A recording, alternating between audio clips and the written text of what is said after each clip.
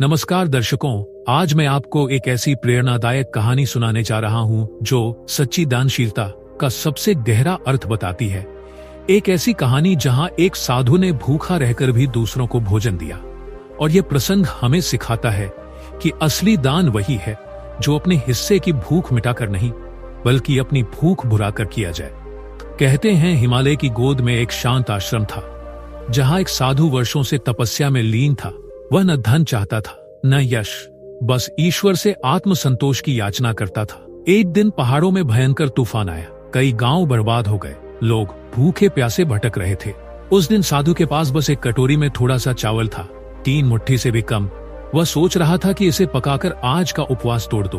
तभी उसकी कुटिया के बाहर किसी बच्चे के रोने की आवाज आई। साधु बाहर गया तो देखा एक माँ अपने छोटे बच्चे को गोद में लिए बैठी थी। उसका चेहरा भूख से मुरझाया हुआ था।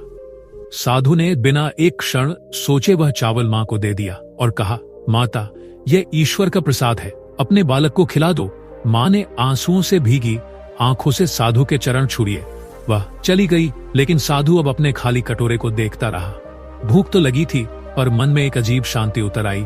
कुछ ही देर बाद एक वृद्ध व्यक्ति आया, जिसकी कमर झुकी हुई थी और चेहरे पर थकान की लकीरें। वह बोला, बाबा, 3 दिन से कुछ नहीं खाया, क्या थोड़ा अन्न मिलेगा? साधु के पास कुछ भी नहीं था, पर उसने अपनी कुटिया के कोने में रखे सूखे पत्तों से बनी एक चटनी जैसी वस्तु उठाई और प्रेम से कहा, यह ले लो भाई, यही मेरा भाग्य था, अब यह तुम्हारा है। वृद्ध ने हाथ जोड़ लिए और उसी क्षण साधु के भीतर एक अजीब सी रोशनी फैलने लगी, जैसे किसी ने उसके हृदय में दीप जला दिया हो। रात हुई, ठंडी हवा चल रही थी, पेट खाली था पर आत्मा तृप्त थी। तभी आश्रम के बाहर से तीनों लोग, वह माँ, उसका बच्चा और वृद्ध, फिर लौट आए। लेकिन इस बार उनके साथ कुछ गांव वाले भी थे।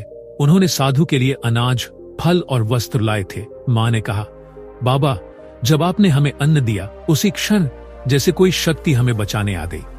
अब पूरा गांव जीवित है और हम सब आपके आभारी हैं। साधु मुस्कुराया और बोला, मैंने तो बस वही दिया जो मेरे पास था, पर तुम लोगों ने जो दिया वह तो प्रेम का प्रतिदान है। तभी एक शिष्य ने पूछा, गुरुदेव, आपने स्वयं भूखे रहकर दूसरों को खिलाया, क्या आपको पीड़ा नहीं हुई? साधु ने शांत स्वर में कहा, पीड़ा तो तब होती जब मैं अपने हिस्से का अन्न रख लेता और किसी को भूखा सोने देता। आज मुझे भूख नहीं, आशीर्वाद मिला है। उसी क्षण आकाश में मेघ हटा और चांदनी कुटिया में उतर आई, जैसे स्वर्ग ने भी उस साधु की दानशीलता को नमन किया हो। कहते हैं अगले दिन गांव में चमत्कार हुआ। वहां के सूखे खेतों में हरियाली लौट आई। लोगों ने कहा, यह उस साधु की सच्ची करुणा का फल है। वह साधु वहीं नहीं रुका, उसने पूरे गांव में अन्न भंडार खोल दिया।